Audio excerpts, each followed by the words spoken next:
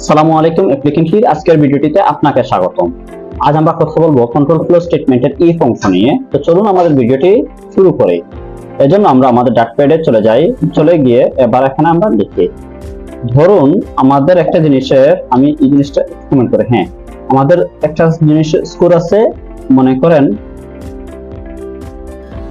Score আছে কত 100 আছে, ঠিক আছে। এই জিনিসটাকে থাকবে, এর মধ্যে কেউ যদি 60 পায় বা 50 পায়, 60 পায়, তাইলে সে দেখবে পাস।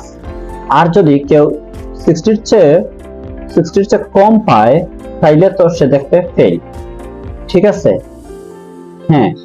আচ্ছা, ফেল। এবং যদি কেউ 100 এ 100 পায়, 100 পায়, তবে সে দেখবে কি দেখবে, সে দেখবে কংগ্রাচুলেশনস, মনে করেন এটা দেখবে।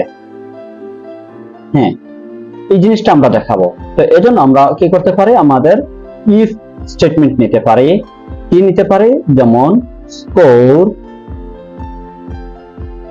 100, ইফ স্কোর ইকুয়াল 100, তাহলে সে কি রিটার্ন করবে, প্রিন্ট করবে বা রিটার্ন করবে, আপনি যাই দেন এখানে কাজ করবে, কোনো সমস্যা নাই, কংগ্রাচুলেশনস, ঠিক আছে।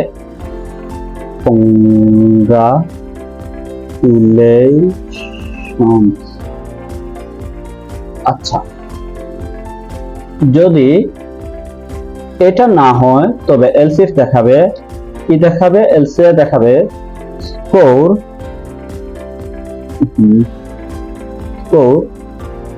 যদি 60 হয়, সে দেখবে প্রিন্ট, কি দেখবে, পাস, ঠিক আছে। এবার ধরুন যদি এটাও না হয়, সে সরাসরি দেখবে, কি দেখবে, ফেল, মানে এই জিনিসটা দেখবে।